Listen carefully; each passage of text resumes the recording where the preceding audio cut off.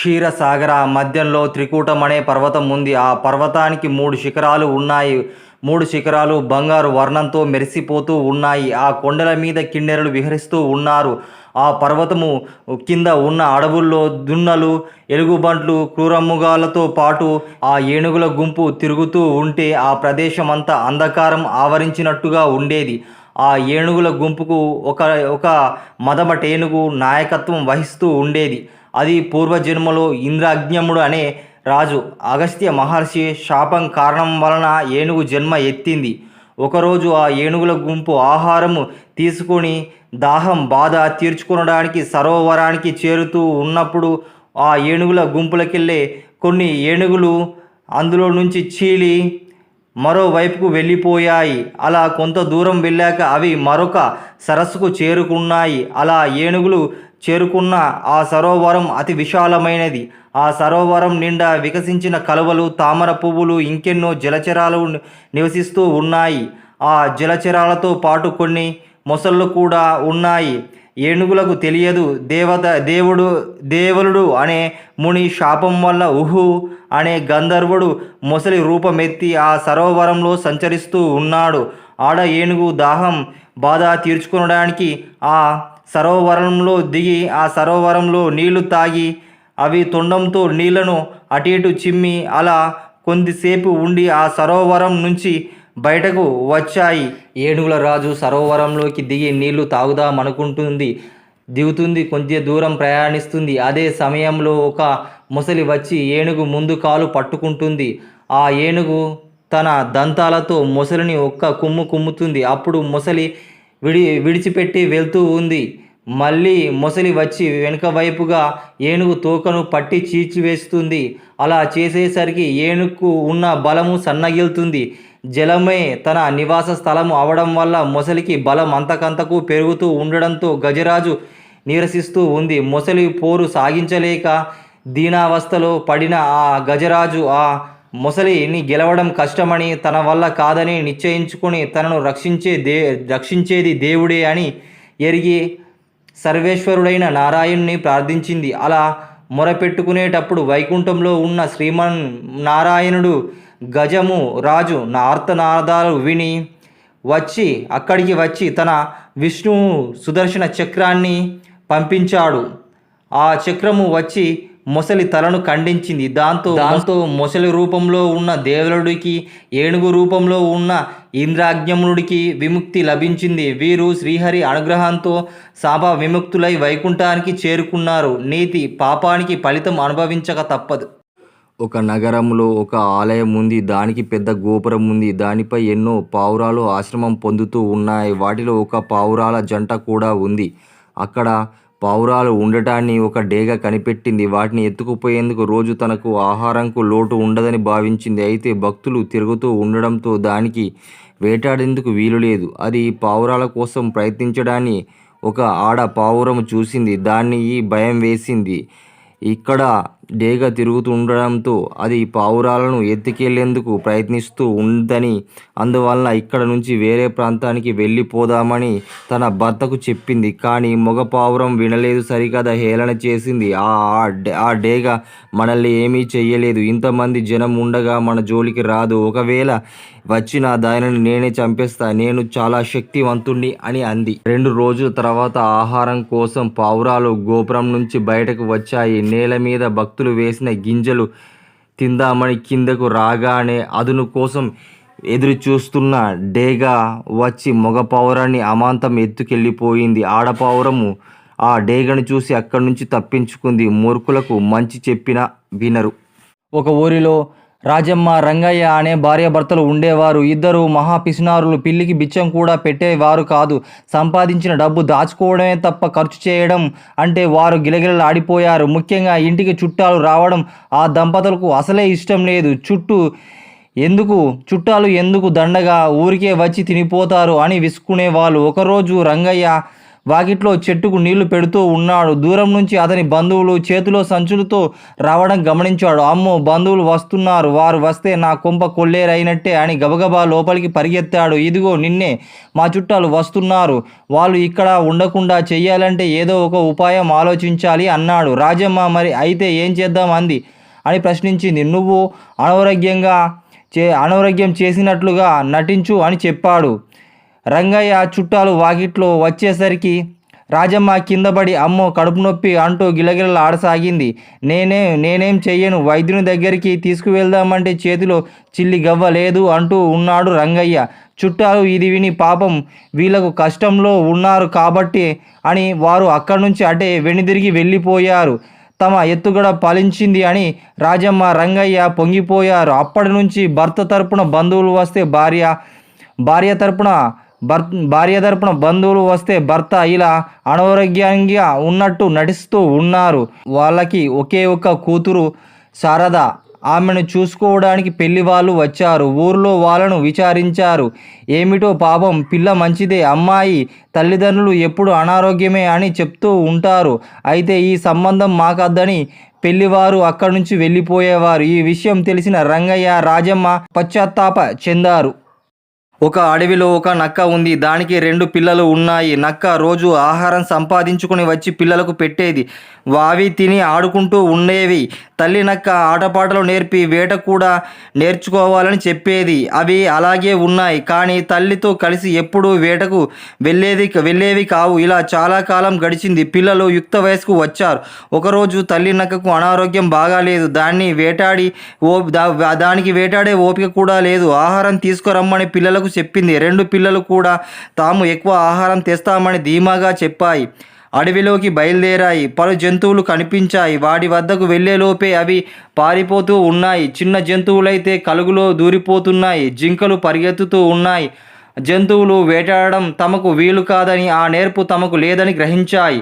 ఇంతలో వాటికో పక్షి కనిపించింది. అది నీళ్లు తాగేందుకు ఓ కొలను వద్ద దిగింది. నీళ్లు తాగబోతూ ఉంటే దానిని ఒక నక్క చూసింది. రెండో నక్క చప్పుడు చేయకుండా వెళ్ళి పక్షిని గట్టిగా పట్టుకుంది. రెండో నక్క ఇలా అంది, చూశావా, నేను పక్షిని పట్టుకున్నాను, నీకంటే నేనే గొప్ప అంది. నేను దానిని నీకు చూపించాను, అందుకే నీవు దాన్ని పట్టుకున్నావు, కనుక నీకంటే గొప్ప నేనే అని రెండో నక్క అంది. ఆ రెండు నక్కలు ఒకదానికి అంటే మరొకటి గొప్ప అని చెప్పుకుంటూ ఉన్నాయి. అది గమనించిన పక్షి వీటి వెర్రి బాగులతనాన్ని ఉపయోగించుకోవాలని తప్పించుకోవాలనుకుంది. పక్షి, మీ ఇద్దరిలో ఎవరు గొప్ప అని నేను చెప్తా అంది. సరే చెప్పు అని అన్నాయి నక్కలు. ఆ దూరంలో కనిపించే రాయి వద్దకు వెళ్ళి తిరిగి ఎవరు ముందుగా నా దగ్గరికి వస్తారో వారే గొప్ప అంది పక్షి. 2 నక్కలు అటుగా పరిగెత్తాయి. పక్షి బతుకుజీవుడా అనుకుంటూ అక్కడి నుంచి తుర్రుమని ఎగిరిపోయింది. మూర్ఖులైన 2 నక్కలు రాయిని అంటుకొని తిరిగి వచ్చేసరికి అక్కడ పక్షి లేదు. దాంతో అవి డీలా పడ్డాయి. మూర్ఖులకి ఇలాంటి గతే పడుతుంది. సింధూర రాజ్యాన్ని దుర్జనుడు పరిపాలిస్తూ ఉన్నాడు. అతడు మహామూర్ఖుడు. ఏదైనా ఒకటి కావాలని కోరుకుంటే దాన్ని సాధించే వరకు ఊరుకునేవాడు కాదు. అతడు మరణం లేకుండా ఉండే మందు తయారు చేసి తన ఒక్కడినే సేవించి అమరత్వం పొందాలని భావించాడు. వెంటనే రాజ్యంలో ప్రముఖులైన వైద్యుల్ని పిలిపించి తనకు అమరత్వం కలిగించే మందు తయారు చేసి ఇవ్వాలని కోరాడు. అందుకు 2 నెలల గడువు విధించాడు. ఈ గడువు లోపల మీరు తయారు చేయలేకపోతే మీకు తగిన శిక్ష తప్పదని వైద్యులకు చెప్పాడు. వైద్యులు అది వినగానే వైద్యుల నోట మాట రాలేదు. వైద్యులు గజగజ వణుక్కుంటూ బయలుదేరారు. వైద్యులు వారి ఇంటి నుంచి అడవిలోకి బయలుదేరారు. అడవిలోని ఆకులు, చెట్లు, బెరడ్లు, చెట్ల వేర్లను వారు పరిశీలించారు. అందులో కొన్ని దురదగుంట ఆకులు కూడా వారు సేకరించారు. వారు 2 నెలల తర్వాత తిరిగి వచ్చారు.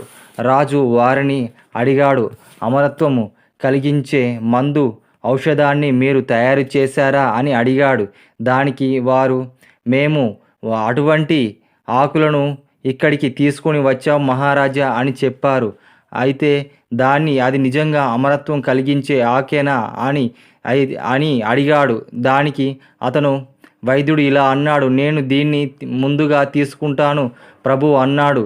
అది వైద్యుడు తీసుకుంటే అతనికి అమరత్వం కలుగుతుందేమో అని అనుమానంతో దాన్ని రాజే తీసుకుంటాడు. రాజు చర్మమంతా దురదలేసి మంచాన పడి ఉంటాడు.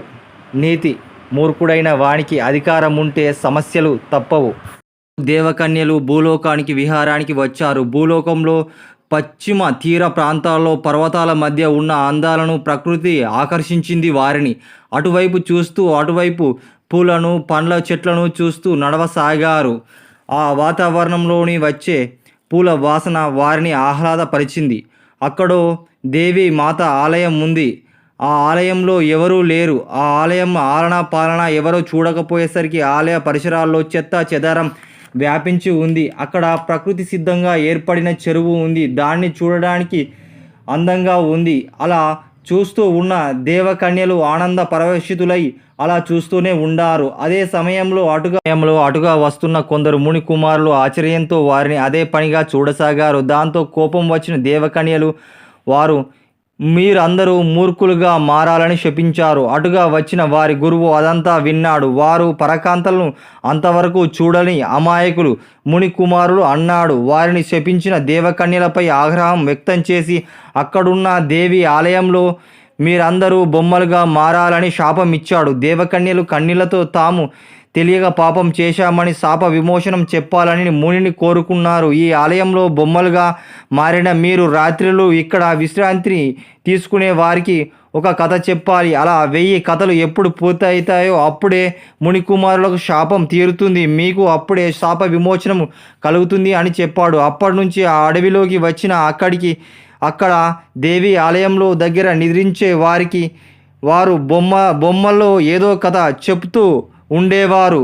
అయితే విశ్రాంతి తీసుకునేవారు మాత్రం తమకు కల వచ్చినట్లుగా భావిస్తూ ఉన్నారు. ఇలా 1000 కథలు పూర్తి కాగానే ముందుగా మునికుమారులకు శాప విమోచనం కలిగింది. వెంటనే దేవకన్యలు కూడా బొమ్మ రూపం పోయి తమ పూర్వ రూపం వచ్చింది. ఆ ఆలయంలో అమ్మవారికి పూజలు చేసి అక్కడి నుంచి తమ లోకానికి వెళ్ళిపోయారు. నోరు అదుపులో పెట్టుకోపోతే సమస్యలు తప్పవు. గజ్జలకొండ మహారాజు గార్గేయుడు. అతని రాణి పేరు కేసిని. అతని కుమార్తె యువరాణి కాంతిప్రభ. గార్గేయుడు చేసిన సేవలకు ఒక ముని ఒక గొప్ప మణిని వరంగా ప్రసాదించాడు. దానివల్ల ఏం కోరుకుంటే అది జరుగుతుంది. ఆ మణి పేరు దేవమణి. దానిని ఎప్పుడూ పూజ గదిలో ఉంచి పూజ చేస్తూ ఉంటాడు. యువరాణి కాంతిప్రభ అన్ని విద్యల్లో ఆరితేరిన యోధురాలు. ఆమె కత్తి పట్టిందంటే కొమ్ములు తిరిగిన మునగాళ్ళు సైతం నిలవలేరు ఆమె ముందు. దేవమణి రాజ్యంలో ఉండడం వల్ల అక్కడ ఎలాంటి లోటు లేదు. వర్షాలు సకాలంలో కురుస్తూ ఉన్నాయి. పంటలు పండుతూ ఉన్నాయి. ప్రజలు కష్టించి పనిచేస్తూ ఉన్నారు. విద్య నేర్చుకుంటున్నారు. సోమరులు ఎవరు ఆ దేశంలో లేరు. ఎవరికి అనారోగ్యం లేదు. అకాల మరణాలు లేవు. మొత్తము చూస్తే సకల సౌభాగ్యాలతో ఆ రాజ్యము తులతూగుతూ ఉంది. పక్క రాజ్యాలైన సింహపురి, కల్బురి, దారిని వంటి రాజ్యాలు పలు సమస్యలతో ఉన్నాయి. గజ్జలకొండ సౌభాగ్యంగా చూసి పక్కన ఉన్న రాజ్యం వారు దేవమణి ప్రభావం వలనే ఇదంతా జరుగుతుంది అని అనుకున్నారు. దేవమణి ప్రభావం వల్ల అక్కడ సంపదలు ఉందనే ప్రచారం అందుకు కారణం. దీనిని రాజ పరివారం కూడా ఖండించలేరు. ఆ ఏడాది వర్షాలు పడకపోవడంతో పంటలు పండలేదు. దాంతో బీద బిక్కి తిండికి ఇబ్బంది పడుతూ ఉన్నాయి. కనీసం నీరు తాగటానికి కూడా అక్కడ కరువు ఉంది. ఏళ్ల తరబడి వర్షాలు పడక భూగర్భ జలాలు అడుగంటిపోయాయి. చెరువులు ఎండిపోయాయి. పశువులకు తాగడానికి నీరు గ్రాసం లేనిచో అవి మరణిస్తూ ఉన్నాయి. ఈ పరిస్థితిలో గార్గేయుడు ఆ పక్క రాజ్యాలకు ప్రజలకు అవసరమైన ధాన్యాలు, పశుగ్రాసం సహాయం పంపించాడు. వాటిని చూడగానే 3 రాజ్యాల రాజులు ఆనందానికి బదులుగా ఆగ్రహం కలిగింది. తన సంపదను చూసి బాధపడాలని గార్గేయుడు ధాన్యాలు పంపించాడని, తన సంపద చూస్తే కదా అతనికి ఇంత పొగరు వచ్చింది. తన సంపద చూసుకునే కదా తనకి ఇంత పొగరు వచ్చింది. ఆ సంపద మణి వల్లనే వచ్చింది. ఆ మణిని తస్కరిస్తే వాడికి సంపద పోతుంది అనుకున్నారు ఆ 3 రాజులు. తమకు ధనం వస్తుంది అని కూడా భావించారు. దానివల్ల సమస్యలు తొలగిపోతాయని ఎవరికి వారు భావించారు. 3 కలిసి గార్గేయుని వద్ద నుంచి దేవమణిని ఎలాగైనా కాజేయాలని ఆలోచన చేయసాగారు. దేవమణి ఎప్పుడు గార్గేయుని పూజా మందిరంలో ఉంటుంది. అందువల్ల దాని యుక్తితో తస్కరించాలని భావించారు. గార్గేయుని అంతఃపురంలో పనిచేసే ఒక భటుని ప్రలోభానికి గురి చేశారు. అతడు ఆ పూజా మందిరం వద్ద పనిచేసే సేవకుని వివరాలు అందజేశాడు. ఆమెను ధనముతో కొనేశారు. దేవమణి వంటి మరొక మణిని తయారు చేసి నిజమైన మణిని తస్కరించి అక్కడ నకిలీ మణిని ఉంచాలని సేవికకు ప్రలోభ పెట్టారు. ఆమె అలాగే చేసింది. నిజమైన మణి తెచ్చి ఆమె వారికి ఇచ్చింది. దాంతో వారికి విపరీతమైన సంతోషం వచ్చింది. తర్వాత దానిని ఎక్కడ ఉంచాలా అనే విషయంలో వారికి ఏకాభిప్రాయం కుదరలేదు. తమ వద్ద ఉండాలని ఒకరు, లేదు తమ రాజ్యంలో ఎక్కువ సమయం ఉండాలని మరొక రాజు ఇది నా దగ్గరే ఉండాలని ఇంకొక రాజు. ఇలా ముగ్గురుకి ఒప్పందం కుదరలేదు. ముగ్గురు రాజులు 3 నెలల పాటు తమ తమ రాజ్యాల్లో దానిని ఉంచి పూజిస్తే సమస్యలు మాత్రం తగ్గలేదు. అకస్మాత్తుగా ధనలాభం కలగలేదు. వర్షాలు కురవలేదు. కరువు కాటకాలు తగ్గలేదు. గార్గేయుడు రాజ్యంలో కూడా వర్షాలు అక్కడ పడుతూ ఉన్నాయి. అక్కడ పంటలు చక్కగా పండుతూ ఉన్నాయి. ముగ్గురు రాజులకు విషయం అర్థం కాలేదు. తమ వద్ద ఉన్న అసలు మణే ఇది నిజమైన మణేనా అని అనుమానం వచ్చింది. ఆ ముగ్గురు రాజులకు సేవికను పిలిపించారు. అడిగారు. అది నిజమైన మణే అని ఆమెకు చెప్పింది. కోపం వచ్చిన ముగ్గురు రాజులు గార్గేయునిపై దండెత్తారు. రాజు గార్గేయుడు అతని కుమార్తె కలిసి యుద్ధంలో చిత్తుగా ఓడించారు. సేనాధిపతి వారి ముగ్గురిని బంధించి రాజస్థానంలో ప్రవేశపెట్టాడు. నేను మీ రాజ్యానికి సహకారాలు అందిస్తే నాపై ఎందుకు దాడి చేశారని గార్గేయుడు ఆ ముగ్గురు రాజులను ప్రశ్నించాడు. మా రాజ్యంలో వర్షాలు కురవలేదని, పంటలు పండడం లేదని, తాగునీరు సాగునీరు లేదని, గ్రాసం లేక పశువులు చనిపోతున్నాయని, తీవ్రమైన కరువుతో ఇబ్బంది పడుతున్నామని, నీ రాజ్యంలో మాత్రము దేవమణి వల్ల అన్నీ లభిస్తూ ఉన్నాయని, వర్షాలు లేకున్నా పంటలు పండుతున్నాయని, ఎవరికి ఎలాంటి అసౌకర్యం లేదు. అందుకే నీ దేవమణిని తస్కరించాము. దానిని తస్కరించి ఉపయోగం లేకుండా పోయింది. నీపై యుద్ధానికి వచ్చాము, ఓడిపోయాము అని ఒప్పుకున్నారు ఆ ముగ్గురు రాజులు. దానికి గార్గేయుడు వారిని చూసి, మీరు అనుకున్నది తప్పు. నా వద్ద ఉన్నది దేవమణికి మంత్రశక్తి లేదు, ఉందనే ప్రచారం మాత్రమే. నేను శక్తిని, శ్రమను, సాంకేతికతను నమ్ముతాను. పంటలు నీరు ఆధారంగా, వర్షం ఆధారంగా పండిన వర్షపు నీరు సముద్రంలో కలవకుండా ఆనకట్టలు కట్టి నిల్వ చేసుకోవాలి. నేను నా రాజ్యంలో అలాంటి ఆనకట్టలు చాలా కట్టించాను. మీరు అలా చేయలేదు. అందువల్ల తీవ్రమైన వర్ష ప్రభావం వల్ల పరిస్థితులలో సైతం మా రాజ్యము పంటలు పండిస్తూ ఉన్నాము. మా విజయానికి కారణం మా శక్తి యుక్తులు. నా రాజ్యంలో సైనికులతో పాటు యువత యుద్ధ విద్యల్లో శిక్షణ ఇచ్చాము. వారు కూడా యుద్ధంలో పాల్గొనగలరు. అందరూ కలిసి పనిచేస్తే అందువల్ల మాకు సంపద పెరుగుతూ ఉంది. మీరు ఇవన్నీ చేయకపోవడం వల్ల సమస్యల పాలయ్యారని అన్నాడు. ముగ్గురి రాజులను చెరసాలలో బంధించాలని ఆజ్ఞాపించాడు. ఆ 3 రాజ్యాలను కూడా కలుపుకొని అక్కడ ఆనకట్టలు కట్టి జనరంజక పాలన అందించాడు. మహిమలు కాదు, స్వయం శక్తే నమ్ముకోవాలి. ఒక రాజు వేటకు బయలుదేరాడు. అడవిలో దారి తప్పిపోయాడు. రాజుతో పాటు వంటగాడు కూడా ఉన్నాడు. మధ్యాహ్నం అయింది. ఇద్దరికి ఆకలి వేస్తూ ఉంది. ఇద్దరు అడవిలో సమీపంలో ఒక చిన్న గ్రామానికి చేరారు. ఒక ఇంటి తలుపు కొట్టారు. ఆ ఇంటిలో ఒంటరిగా ఉంటున్న ముసలమ్మ తలుపు తీసి అతిథులైన ఇద్దరు ఆకలి మీద ఉన్నారని గ్రహించింది. ఆ అవ్వ నూకలు అన్నం వండి గడ్డి పచ్చడి చేసి పెట్టింది. ఆ రాజు నూకలి అన్నాన్ని గడ్డి పచ్చడిని వేసుకొని ఆవురావురు అంటూ తిన్నాడు. బ్రహ్మాండంగా ఉందని మెచ్చుకున్నాడు. ముసలమ్మకు మంచి బహుమతి ఇవ్వాలనుకున్నాడు. రాజు తన మెడలో ఉన్న రత్నాల హారము బహుమతిగా ఆమెకు ఇచ్చాడు. పంచభక్ష పరమన్నాలకు ఆరగించినా కూడా ఇంత సంతోషము రాజుకు కలగలేదు. కానీ ఈ గడ్డి పచ్చడి మెచ్చుకోవడం చూసిన వంటగాడు ఆశ్చర్యపడ్డాడు. రాజు కోటకు తిరిగి వెళ్ళిన తర్వాత రాజుకు ఇష్టమైంది కదా అని గడ్డి పచ్చడి చేసి వంటగాడు వడ్డించాడు. దాని రుచి చూస్తూనే రాజు మండిపడ్డాడు. వంటగాడిని ఉద్యోగంలో నుంచి తొలగించాడు. నీతి ఆకలి రుచి ఎరగదు.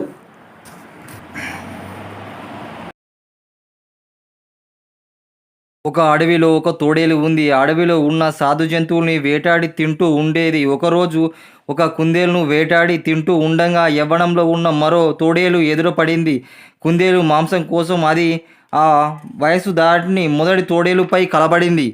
రెండు ఒకదానిపై ఒకటి కలబడ్డాయి. మొదటి తోడేలు రెండో తోడేలును దాటికి తట్టుకోలేక పారిపోయింది. అది మొదటి తోడేలు వేటాడిన దాన్ని రెండో తోడేలు వచ్చి దానిపై కలబడి ఆ జంతువు మాంసాన్ని తీసుకెళ్ళిపోయింది. మొదటి తోడేలుకు రెండో తోడేలుపై తీవ్రంగా కోపం వచ్చింది. దాని భరతం ఎలాగైనా పట్టాలనుకుంది. బలంతో దాన్ని ఏమీ చేయలేను, దాన్ని యుక్తితో పడగొట్టాలనుకుంది. అడవిలో ఆనుకొని ఒక గ్రామం ఉంది. అక్కడ ఆ గ్రామంలో గొర్రెల మందపై దాడి చేసి ఒక గొర్రెను గాయపరిచింది. దాంతో గొర్రెల కాపర్లు తోడేలును వెంటపడ్డారు. అది వారికి దొరకకుండా పారిపోయింది. ఇదంతా చూస్తున్న రెండో తోడేలు ఆ కొట్టంలో దూరి మొదటి తోడేలు గాయపరిచిన గొర్రెను తినసాగింది. తోడేలు జాడ కనిపించలేకపోయేసరికి ఇంటికి వచ్చిన కాపర్ల కొట్టంలోకి బెదురుతూ ఉన్న గొర్రెలు కనిపించాయి. గొర్రెల మంద ఒక వైపు గాయపడిన ఒక గొర్రె చంపి తింటున్న రెండో తోడేలు కనిపించేసరికి వారికి తీవ్రమైన ఆగ్రహం వచ్చింది. ఈ తోడేలు తమ గొర్రెలను చంపడమే కాకుండా తమకు చిక్కకుండా తప్పించుకుని పారిపోయసాగింది. మరలా తమకంటూ ముందు వచ్చి మాంసం తింటుందని భావించారు. అందరూ కలిసి అమాంతం దాన్ని చుట్టుముట్టి దాడి చేసి కర్రలతో కొట్టి చంపివేశారు. దాంతో రెండో తోడేలు బెడద మొదటి తోడేలుకు తప్పింది. ఒక ఊళ్ళో రంగడు అనే పనికిమాలిన కుర్రవాడు ఉండేవాడు. అతని తల్లి వడలు వేసి ఇల్లు గడిపేది. రంగడు చదువు ఏమాత్రం అంటలేదు, కానీ వాడు మాత్రం నేను చాలా తెలివైన వాడిని, నా తెలివితేటలు ఎవరు అర్థం చేసుకోవడం లేదని అనుకునేవాడు. వడలు అమ్మటంలోనైనా రంగడు తనకు సహాయపడతాడని తల్లి మరేదైనా పని చూసుకోవచ్చు అనుకుంది. కానీ తల్లి ఆశ నిరాశ అయింది. రంగడు వడలు కొనేవారితో పోట్లాటకు దిగేవాడు. తల్లికి చిరాకు వచ్చి రంగన్ని ఇంటి నుంచి వెళ్ళగొట్టింది. రంగడు పౌరుషం వచ్చి తన తెలివితేటలు అందరికీ గుర్తించేటట్లు చెయ్యాలని నిశ్చయించుకున్నాడు. వాళ్ళు ఇల్లు వదిలి ఊరు అవతల ఉన్న అరణ్యంలోకి ప్రవేశించాడు. అక్కడ మనుష్య సంచారం లేదు. అడవికి కొంచెము దూరంలో ఒక చెట్టు నెక్కి కూర్చుండబోయాడు. అదే చెట్టు మీద చాలా కాలం నుంచి ఒక భూతం ఉంటుంది. ఆ భూతము ఒక చెల్లెలు ఉంది. ఒక మంత్రవేత్త ఆమెను ఒక సీసాలో బంధించి ఆ చెట్టు మొదట్లో ఆమెను పాతిపెట్టాడు. చెట్టు మీద ఉన్న భూతము తనకు తానైనా నేలను తవ్వి చెల్లెను విడిపించుకోలేదు. అందుకు ఎవరైనా సహాయం కావాలి. ఇప్పుడు ఎవరో మనిషి చెట్టెక్కినట్టు ఉన్నాడని గ్రహించింది ఆ భూతము. ఎవరయ్యా నువ్వు అని అడిగింది. తనలాగే మరో మనిషి చెట్టు మీద ఉన్నాడనుకుని రంగడు, నా పేరు రంగడు, చాలా తెలివైన వాణ్ణి అన్నాడు. ఆహా, తెలివైన వాడివైతే నాకు చిన్న సహాయం చెయ్యు అన్నది భూతము. తనను ఒకరు సహాయం అడుగుతున్నందుకు రంగడు ఎంతగానో గర్వపడ్డాడు. తప్పకుండా చేస్తాను, ఏం సహాయం కావాలో చెప్పు అన్నాడు. చెట్టు దిగి చెట్టు మొదట్లో తవ్వి నేలలో పాతి ఉన్న సీసను తీయు అంది భూతం. రంగడు చెట్టు దిగి నేలను వేళ్లతో కెలికి చూశాడు. నేల గట్టిగా ఉంది. తవ్వడానికి గుణపం కావాలి అన్నాడు వాడు. నీ తెలివి ఉపయోగించు అన్నది భూతం. రంగడు చుట్టూ చూశాడు. దూరంగా ఎక్కడో కాస్త వెలుగు కనిపించింది. అక్కడెవరో మనుషులున్నట్టు ఉన్నారు. గుణపం పట్టుకొస్తా అంటూ రంగడు అటుకేసి వెళ్ళాడు. అక్కడ నిజంగా ఒక కోయ వారి గుడిసె ఉంది. అందులో కోయ దంపతులు ఉన్నారు. తన ఊహ నిజమైనందుకు రంగడు చాలా గర్వపడ్డాడు. ఇప్పుడే తిరిగి ఇచ్చేస్తాను, ఒక గుణపం ఇవ్వండి అని కోయ దంపతులను అడిగాడు. వాళ్ళు గుణపం అంటే ఏమిటి వారికి తెలియదు. అసలు నువ్వు ఎవరు, ఇక్కడికి ఎందుకు వచ్చావు అని వాళ్ళు రంగన్ని అడిగారు. నేను చాలా తెలివిగలవాణ్ణి, త్వరగా నాకు గుణపం ఇచ్చేయండి అన్నాడు రంగడు. తమ వెంట రమ్మని వాళ్ళు రంగన్ని ఆ సమీపంలో ఉన్న ఒక ముని దగ్గరికి తీసుకుని పోయారు. మునీశ్వరుడు రంగన్ని చూస్తూ వాడి సంగతంతా గ్రహించి, నువ్వు వట్టి అమాయకుడివి నాయన, నువ్వు బాగుపడేందుకు ఒక వరం కోరుకో, ఇస్తా అన్నాడు. నాకు వరం అక్కర్లేదు, గుణపం కావాలి అన్నాడు రంగడు. గుణపం కూడా ఇస్తా అంటూ మునీశ్వరుడు వాడికి ఒక గుణపం ఇచ్చి వాడు కోరుకున్నది జరిగేటట్లుగా వరం కూడా ఇచ్చాడు. రంగడు విజయ గర్వంతో చెట్టు దగ్గరికి తిరిగి వచ్చి చెట్టు మొదటి తవ్వి ఒక సీసాను పైకి తీశాడు. చెట్టు మీద ఉన్న భూతము రంగడికేసి చేసిన పనికి సంతోషించి బేస్ ఆ సీసాను పగలగొట్టు అంది.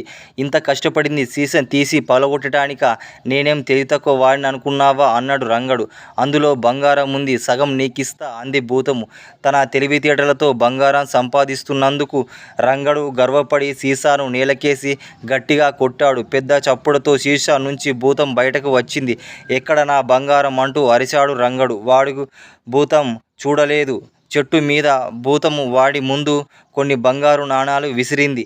రంగడు వాటిని ఏరుకుని తన ప్రయోజకత్వాన్ని తల్లికి రుజువు చేద్దామని చీకట్లోనే పడి ఇంటి దారి పట్టాడు. మధ్య దారిలో వాన వచ్చింది. వానలో ఇంకా ఎంత దూరము నడవడం వాడికి చిరాకు అనిపించింది. మునీశ్వరుడు వరం జ్ఞాపకం వచ్చింది. నేనుండే దేశము వానలు ఉండరాదు అని కోరుకున్నాడు. వెంటనే వర్షం ఆగిపోయింది. రంగడు తన తెలివితేటలకు అమితంగా సంతోషించాడు. ఇంటికి పోయి తల్లికి బంగారం ఇచ్చి తాను సాధించిన ఘనకార్యాన్ని తల్లికి గర్వంగా చెప్పాడు. మునీశ్వరుడు ఇచ్చిన వరంతో తను వానలు ఆపాడని తెలియగానే వాడి తల్లి అదిరిపడింది. ఈ సంగతి తెలిస్తే 10 మంది వాడిని కలిసి కొడతారు అనుకుంది. అయితే వాడు వెర్రిబాగుల వాడు కనుక వాడు చెప్పింది నిజం కాకపోవచ్చు. ఆమె తనకు తాను సమాధానం పరుచుకుంది. కానీ అది మొదలుకొని ఆ దేశంలో వానలు లేవు. తీవ్రమైన కరువు కాటకం ఏర్పడింది. అయితే దేశం సంపన్నం ఉండడంతో ఆ దేశపు రాజు ఇతర దేశాల నుంచి ఆహార ధాన్యాలు కొనుగోలు చేసి సంవత్సరం గడిపేశాడు. కానీ మరుసటి ఏడాది కూడా దేశంలో వర్షం లేదు. విచిత్రం ఏమిటని చుట్టుపక్కల దేశాలు భారీగా వర్షాలు కురుస్తున్నాయి. కానీ తమ రాజ్యంలో మాత్రం చుక్క వర్షం కూడా లేదు. రంగడి తల్లి ఇప్పుడు రంగడి వరం మీద నమ్మకం కుదిరింది ఆమెకు. ఆమె తన కొడుకుతో అరణ్యంలోని మునీశ్వరుడు ఉండే చోటికి పోయింది. అయితే ఆ మునీశ్వరుడు అక్కడ లేడు. అయినా ఎక్కడికి వెళ్ళాడో కోయవాళ్ళకు కూడా తెలియదు. రంగడి తల్లి రాజును చూడబోయి, మహారాజా, నా కుమారుడికి అభయం ఇచ్చినట్లయితే వానలు కురవకపోవడానికి కారణం నేను చెప్తా అంది. దేశాన్ని కాపాడే మార్గము మీరే చూపండి అన్నాడు రాజు. నీ కొడుకు అభయమిస్తాను చెప్పు అన్నాడు. రాజుకు ఆమె జరిగిందంతా చెప్పి, ఎందుకు పనికిరాని నా కొడుకు దేశానికి కూడా పనికి రాకుండా పోయాడు అని కన్నీళ్లు పెట్టుకుంది. రాజు మతిపోయింది. ఆయన తన మంత్రితో అడిగిన మాట నిలబెట్టుకునే అపఖ్యాతి రాకుండా చూసుకోనా లేక ఈ పనికిమాలిన కుర్రాన్ని శిక్షించాలా, ప్రజల ప్రాణాలు కాపాడాలా అన్నాడు. మంత్రి ఒక క్షణం ఆలోచించి, రంగడు పనికిరాని వాడు కాడు, ఎలా అవుతాడు ప్రభు? వాడు ప్రాణాలతో ఉంటే మీరు చక్రవర్తి కావచ్చు అన్నాడు. అదెలా అన్నాడు రాజు. రంగడు తాను ఉండే దేశంలో వానలు పడకుండా వరం కోరుకున్నాడు. వాడు ఏ దేశంలో ఉంటే ఆ దేశంలో వానలు పడవు. వీణ్ణి 2 ఏళ్ల పాటు ఏ దేశంలో ఉంచితే ఆ దేశం ఆర్థికంగా దెబ్బతింటుంది. మనము సులభంగా వశపరుచుకోవచ్చు అన్నాడు మంత్రి. మంత్రి ఆలోచన బ్రహ్మాండంగా పారింది. కొద్ది సంవత్సరాల కాలం చుట్టుపక్కల ఉన్న దేశాలు రాజుకు లొంగిపోయాయి. ఆయన అన్ని దేశాల మీద చక్రవర్తి అయ్యాడు. ఇప్పుడు రంగడిని ఏం చెయ్యాలో సమస్యగా వచ్చింది. రాజువే అన్ని దేశాలను ఈ సామ్రాజ్యాలను రంగడు ఎక్కడ ఉన్నా అంతా కరువు కాటకం వస్తుంది. చక్రవర్తి మంత్రితో మరో అమోఘమైన ఆలోచన చెప్పాడు. దాని ప్రకారం రాజు ఒక చిన్న గ్రామాన్ని స్వతంత్ర రాజ్యంగా ప్రకటించాడు. దానికి రంగడిని రాజుగా అభిషేకించాడు. రంగడు ఆ రాజ్యంలో వానలు పడవు, పంటలు పండవు. కానీ చక్రవర్తి నుంచి రంగడికి రాజ్యానికి ఎంతో కావాలంటే అంత ధన సహాయము లభిస్తుంది. ఒక ముని వరం వల్ల అతనికి ఒక రాజ్యమే వచ్చింది. భువనగిరి కొండ ప్రాంతం. ఆ కొండ దిగువన ఒక చిన్న ఇంట్లో వృద్ధ దంపతులు నివసిస్తూ ఉండేవారు. వాళ్లకు ఏకైక సంతానము. అతని పేరు వాసు. వాసు అమాయకుడు, అంత తెలివిగలవాడు కాదు. అమాయకత్వం కారణంగా అందరితోనూ మంచిగా నడుచుకునేవాడు. చిన్న చిన్న కాళ్ళతో చాలా అందంగా ఆకర్షణీయంగా కనిపించేవాడు.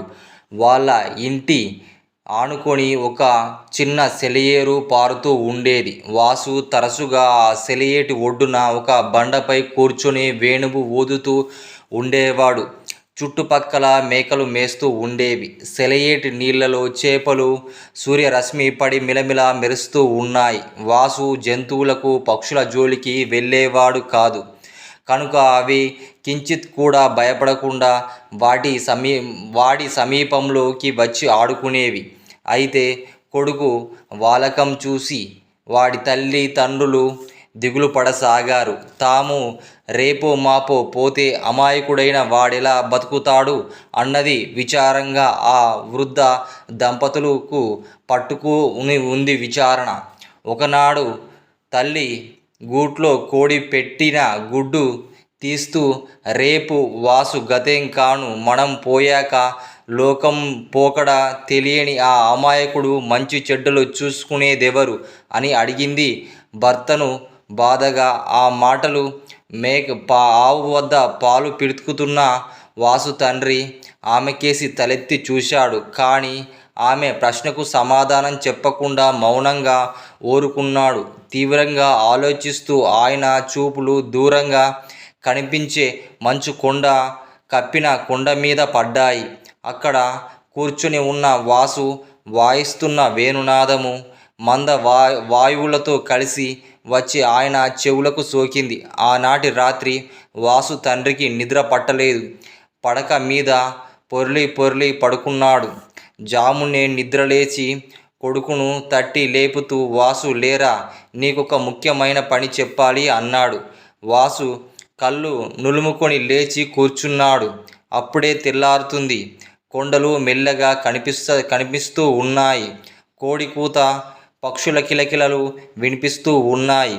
వాసు తండ్రి వెంట పశువుల కొట్టం దగ్గరికి లోపలికి వెళ్ళి ఒక ఆవును పట్టుకొని వచ్చాడు. ఆ ఆవును తెచ్చి వాసుకు ఇచ్చాడు. మీ అమ్మ ప్రాణప్రదంగా మేపుతున్న ఆవిది. దీనిని నీకు అప్పగిస్తున్నాను. దీన్ని పట్టుకొని పోయి డబ్బులు సంపాదించుకొని రావాలి అని తండ్రి చెప్పి కొంతసేపు ఆగి, అయితే ఒక విషయం గుర్తుంచుకో, ఆవు అమ్మడం కానీ ఆవును హింసించడం కానీ చెయ్యకూడదు. నువ్వు తిరిగి వచ్చేటప్పుడు డబ్బుతో సహా ఆవును కూడా తీసుకురావాలి సుమా అన్నాడు. వాసు సరే అని తల ఊపి తల్లిదండ్రుల పాదాలకు నమస్కరించి ఆవును పట్టుకుని బయలుదేరాడు. చిన్న కొండెక్కి కొంతసేపటికి లోయ దాటాడు. దారిలో ఆకులు అలమలు మేస్తూ ఆవు వెళ్తుంటే తాను వెనక వెళ్తున్నాడు. ఆకలికి దారిలో కనిపించే పండ్లు కోసి తింటూ సెలయేట్లో దప్పిక తీర్చుకుంటూ వాసు ఆ రోజంతా నడిచి సాయంకాలానికల్లా బాగా అలసిపోవడంతో ఒక దేవదారు చెట్టు కింద ఆనుకొని కూర్చున్నాడు. ఆవు అక్కడ గడ్డి మేయసాగింది. దాన్ని చూస్తూ వాసు మనసులో అనుకుంటూ ఉన్నాడు, నేను నిన్ను అమ్మకూడదు, అలాగే నిన్ను హింసించకూడదు, డబ్బు మాత్రం సంపాదించాలి. అది ఎలా సాధ్యమో, ఇలా చెప్పడంలో నాన్న ఉద్దేశమేమిటి అనుకుంటూ ఉన్నాడు. ఆవు తల వంచుకొని నెమరు వేయడం నిమగ్నం ఉండడంతో తల మీద ప్రేమతో తట్టి పచ్చిక మీద నడుస్తూ ఉన్నాడు వాసు. ఆ రాత్రి చెట్టు కింద అలాగే కూర్చొని నిద్రపోయాడు. మరోనాడు పక్షుల కిలకిలాలతో నిద్రలేచాడు. సాయంత్రం అయిపోయింది. కళ్ళు తెరవగానే ఆ దారిలో వెళ్ళే కొందరు వ్యక్తులు కనిపించారు. వారు వెళ్ళేది అక్కడ సమీపంలో ఉన్న పట్టణంలోకి. దాంతో వారితో కలిసి పట్నం సమీపంలో ఒక చిన్న గ్రామం వద్దకు వెళ్ళాడు. అతను ఆ గ్రామానికి వెళ్ళే సమయానికి వర్షం ప్రారంభమైంది. ఆవుతో సహా ఒక ఇంటి వరండాలో నిల్చొని ఏం చెయ్యాలో అని ఆలోచించసాగాడు. ఇంతలో తలుపు తీసుకొని బయటకు వచ్చిన ఒక మహిళ, ఎవరు నీవు, ఏం కావాలి అని అడిగింది. నేను కొండ మీద ఉంటాను. పట్టణానికి వెళ్తూ ఉండగా చీకటి పడింది. వర్షం పడుతుండడంతో ఇక్కడ తలదాచుకున్నాను. దాంతో ఆమె లోపలికి పిలిచింది అతన్ని. ఇది గదిలోపల ఒక వ్యక్తి మంచంపై పడుకుని ఉన్నాడు. అతడు ఆమె భర్త. వారికి కుమార్తె రమ్య వంట చేస్తూ ఉంది. మంచంపై పడుకున్న వ్యక్తి జ్వరం వచ్చింది. తాగేందుకు పాలు లభించలేదన్న మాటలు మధ్యలో వారికి బాధగా పడుతూ వారు మాట్లాడుకుంటూ ఉన్నారు. ఈ విషయం విన్న వాసు తన ఆవు పాలు పితికండి, ఆవు పాలు వస్తాయని చెప్పాడు. వారు సంతోషించి పాలు పితికి ఇంటి పెద్దకు ఇచ్చారు. వాసుకు ఆహారం ఇచ్చి పడుకునేందుకు చాప ఇచ్చారు. రాత్రి అక్కడే పడుకొని, నీ పేరేంటి అని అడిగింది రమ్య. వాసు అన్నాడు, కొంతసేపు అయ్యాక వాసు ముఖంలో విచారం కనిపించడంతో రమ్య ఏదో తీవ్రంగా ఆలోచిస్తూ ఉన్నట్టున్నావు అంది. కారణమేమిటి అని అడిగింది.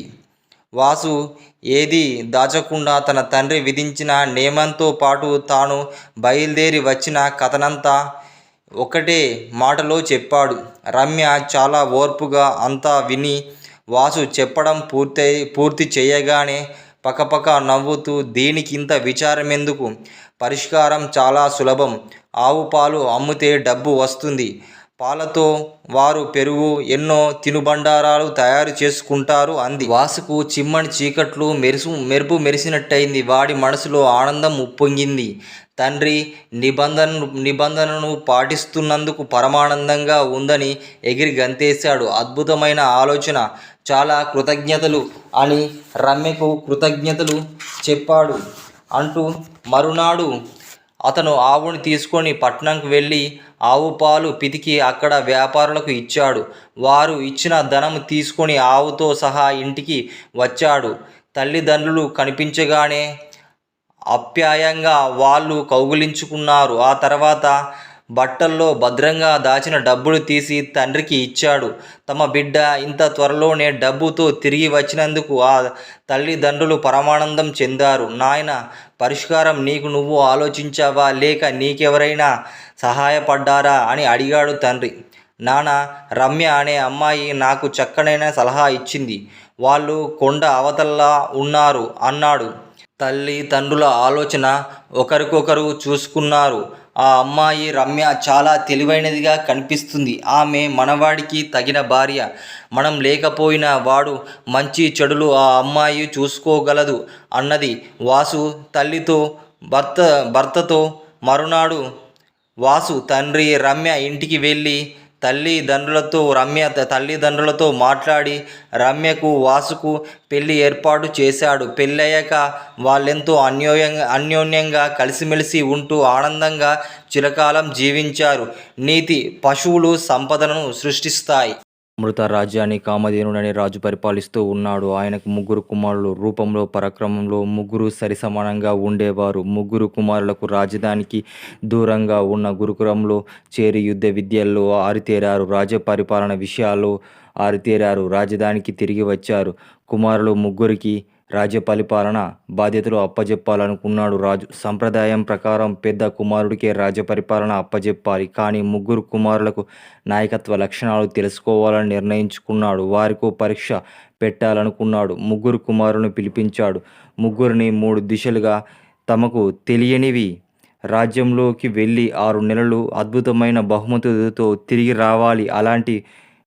ఇలాంటి బహుమతి ఈ రాజ్యంలో ఇంతవరకు వేరెవరూ చూసి ఉండకూడదు అని చెప్పాడు. చాలా అపూర్వమైన బహుమతులు తెచ్చిన వారికే రాజులు అవుతారు ఈ రాజ్యానికి అని చెప్పాడు. ఆ మాట విన్న కుమారులు పరమానందం చెందారు.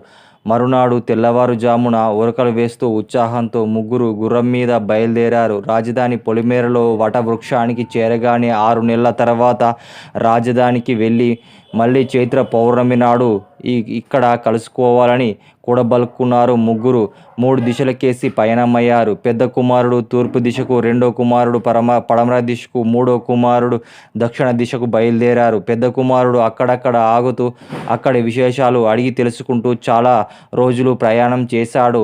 అయినా ఆసక్తికరమైన వస్తువులు, సంగతులు కానీ అతనికి దృష్టికి రాలేదు. వట్టి చేతులతో తిరిగి వెళ్ళడం ఇష్టం లేక ఒక చెట్టు కింద ఉండి తీవ్రంగా ఆలోచిస్తూ ఉన్నాడు. అక్కడ ఒక వింత దృశ్యం కనిపించింది. అక్కడ మాట్లాడుకునే మానవ భాషలో మాట్లాడే పక్షులు ఉన్నాయి. ఒకే చెట్టుకు రకరకాల ఫలాలు ఉన్నాయి.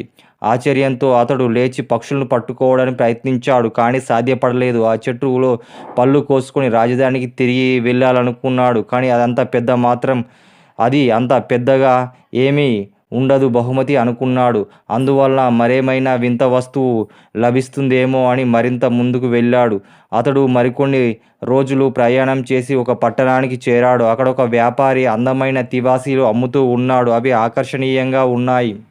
రాజకుమారుడు గుర్రం దిగి అతనికి సమీపించి ఆ వ్యాపారి దగ్గరికి వెళ్ళి కొన్ని తివాసీలు తీసుకొని చూశాడు. వాటిలో ఒకటి ఆకర్షణీయంగా ఉంది.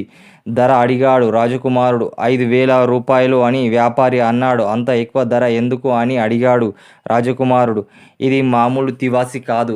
దీన్ని పరిచి దీని మీద కూర్చొని ఉంటే ఎక్కడికి వెళ్ళాలనుకుంటే అక్కడికి చేరుస్తుంది. అందుకే అంత ధర అని వ్యాపారి వివరించాడు. రాజకుమారుడు ఏమాత్రం వెనుకకు తగ్గకుండా దానిని కొని జాగ్రత్తగా మడిచి భద్రంగా దాచుకొని తిరిగి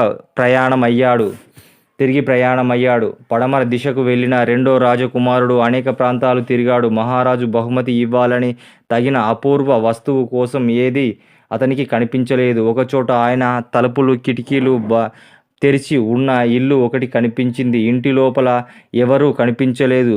సరుకులతో కొన్ని దుకాణాలు కనిపించాయి. అయితే ఒక్క వ్యాపారి కూడా కనిపించలేదు. అది అతనికి చాలా వింతగా తోచింది. పక్కనే ఉన్న దానిమ్మ చెట్టు పళ్ళు కనిపించాయి. ఒక పండు కోయబోతుంటే ఆ క్షణమే పండు కోయవద్దు అంటూ తోటమాలి ఎదుట ప్రత్యక్షమయ్యాడు. ఎందుకు కోయవద్దు అని అడిగాడు రాజకుమారుడు. ఈ చెట్టు పళ్ళు చాలా అమూల్యమైనవి అన్నాడు తోటమాలి. సరే, ఎంత కావాలో చెప్పు, ఇస్తా అన్నాడు రాజకుమారు.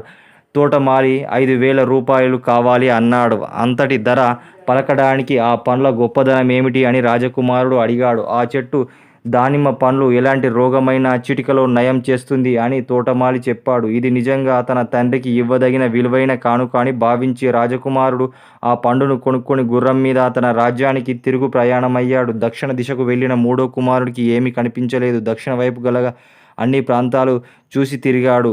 అతనికి వింత వస్తువులు ఏదీ కనిపించలేదు. చివరకు ఏం చేసేది లేక వెనుతిరిగాడు. అన్నదమ్ములు మొదట అనుకున్న ప్రకారము రాజధాని పొలిమేర్ల ఊడల మర్రి వద్ద ఉన్న చెట్టు దగ్గర ఒకే సమయానికి కలిశారు. తమ అనుభవాలను చూసి వింతలను ఒకరితో ఒకరు ఉత్సాహంగా చెప్పుకొనసాగారు. మూడో రాజకుమారుడికి తనకేం విశేషాలు కనిపించలేదని అన్నాడు. వింత వస్తువులు లభించలేదని చెప్పాడు. ముగ్గురు రాజధానికి వచ్చారు. రాజు వారిని చూసి సంతోషంగా ఏం వస్తువులు తెచ్చారని ప్రశ్నించాడు. పెద్ద కుమారుడు తాను తెచ్చిన కంబలిని చూపించాడు. దీనిని మీద కూర్చొని ఉంటే మీరు ఒక ప్రదేశం నుంచి మరొక ప్రదేశానికి ఇది తీసుకువెళ్తుంది అన్నాడు. రెండో కుమారుడు తాను తెచ్చిన దానిమ్మ పండు ఎలాంటి రోగమైనా చిటికెలో నయం చేస్తుంది అన్నాడు. మూడో కుమారుడు మాత్రం తనకు ఎలాంటి వింత వస్తువు కనిపించలేదు అన్నాడు. ధాన్యము పండాలంటే పొలం దున్నాలి, విత్తనాలు నాటాలి, నీరు అందించాలి, మొక్క మొలుస్తుంది. అంతేకాని ఆకాశంలో అప్పటికప్పుడు ఏదీ కనిపించలేదు అని భావిస్తున్న ఈ లోకంలో కనిపించేవి భౌతికంగా ఉండేవే, శాస్త్రపరంగా అభివృద్ధి చెందినవే తప్ప వింతలు ఉండవని తెలుసుకున్నాడు. రాజు మరుసటి రోజు తన అభిప్రాయం ప్రకటిస్తామనుకున్నాడు. రెండో రాజకుమారులకు తన యువరాజుగా తమ తండ్రి ప్రకటిస్తామని భావించాడు. కానీ మహారాజుకు మూడో కుమారుడు యువరాజుగా ప్రకటించాడు. మొదటి ఇద్దరు కష్టపడకుండా పనులు సాధించారని భావించాడు. అందుకే వింత వస్తువుల కోసం తిరిగి ఏదో ఒక దానిని తీసుకుని వచ్చారు. కానీ మూడో కుమారుడు మాత్రం వాస్తవంగా ఆలోచించి ఆ ప్రకారం ప్రవర్తించాడు. అందువలన రాజు కాదగినవాడు, అలాంటి మనస్తత్వము ఉన్నవాడే అని రాజు భావించి మూడో వానికే అతనికి రాజ పరిపాలన అప్పజెప్పాడు. నీతి శాస్త్రీయతే అభివృద్ధికి మూలం. కొత్తకోటలో రామారావు అనే వర్తకుడు ఉండేవాడు. అతడు చిల్లరగొట్టు వ్యాపారం చేసి నిలదొక్కున్నాడు. మెల్లగా వస్త్రాల వ్యాపారం, ధాన్యం, పప్పు ఇలా అనేక రకాల వ్యాపారాలు బాగా చేసి డబ్బులు బాగా సంపాదించాడు. అతడికి మల్లన్న అనే కొడుకు ఉండేవాడు. వర్తకుడు తన కుమారుడికి బాగా చూసుకునేవాడు, అల్లారు ముద్దుగా పెంచుకునేవాడు. కుమారుడి కోసం ఆస్తి కూడబెట్టి తన కొడుకు సుఖం తప్ప అతనికి మరో ఆలోచన ఉండేది కాదు. కొంతకాలానికి వర్తకుడు మంచాన పడ్డాడు. చావు దగ్గర పడినట్టు తెలిసింది ఆయనకు. తన కొడుకును పిలిచి, బాబు, నువ్వు మట్టి పడితే అది బంగారం కాగలదు అని తన ఆఖరి క్షణాల్లో మనస్ఫూర్తిగా దీవించాడు. అంటూ ప్రాణాలు వదిలాడు. వర్తకుడు కొడుకు తండ్రి కోసం కొన్ని వారాల పాటు శోకించాడు. ఆ శోకము ఉపశమించాక ఏం చేద్దామని అతనికి తెలియలేదు. అయితే మట్టి పట్టుకున్న బంగారం అవుతుందని తండ్రి ఆశీర్వాదం ఇవ్వడంతో మట్టి పట్టుకున్నాడు. కానీ అది బంగారం కాలేదు. దాంతో తన తండ్రి మాటలు అసత్యమని నమ్మాడు. ఇంకా చేసేది ఏమీ లేక తండ్రి చేస్తున్న వ్యాపారం నడపాలని ప్రారంభించాడు. అయితే అతనికి వ్యాపారం ఎలా చేయాలో తెలియదు. వస్తువులు టోకులో కొనుగోలు చేయడం రాదు. తక్కువ ధరకు బేరం ఆడడం రాదు.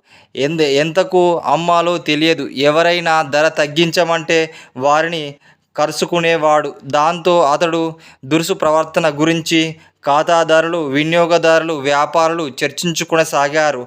అతని వ్యాపారం పడిపోయింది. ఆస్తి క్రమంగా తరిగిపోయింది. అప్పు చేయగా ఆస్తి అమ్మేసి కట్టుబట్టలతో మిగిలిపోయాడు. ఆ సమయంలో రామారావు స్నేహితుడు రాజారావు అనుకోకుండా మల్లన్నను కలిసి అతని పరిస్థితిని చూసి బాధపడ్డాడు. తాను మట్టి పట్టిన బంగారం అవుతుందని ఆశీర్వదించిండు తండ్రి. కానీ అతడు నన్ను మోసం చేశాడు అని మల్లన్న బాధతో చెప్పుకుంటూ ఉన్నాడు. నీవు పొరపడ్డావు. మట్టిని పట్టుకుంటే బంగారం అవుతుందని నీ తండ్రి అన్న దాంట్లో అసత్యం లేదు. మట్టిని పట్టుకోవడం అంటే శ్రమను నమ్ముకోవడం. నీవు శ్రమపడి చూడు, నీకు ఆదాయం వస్తుంది. అదే బంగారం అంటే. నీవు కష్టించక ఉన్నది ఖర్చు చేసుకుంటూ ఉన్నావు. అందువల్ల నీకు ఇప్పుడు కష్టాలు అన్నాడు రాజారావు. మల్లన్నకు జ్ఞానోదయమైంది. తన తప్పు తెలుసుకున్నాడు. కష్టించి పనిచేయడం ప్రారంభించాడు. తన శ్రమనే పెట్టుబడిగా చేశాడు. మరలా చిన్న వ్యాపారం ప్రారంభించాడు. తండ్రిలాగా బాగా సంపాదించాడు. అందరికీ మంచివాడుగా, తెలివిగల వ్యాపారిగా పేరు గడించాడు. నీతి శ్రమయే జయత్.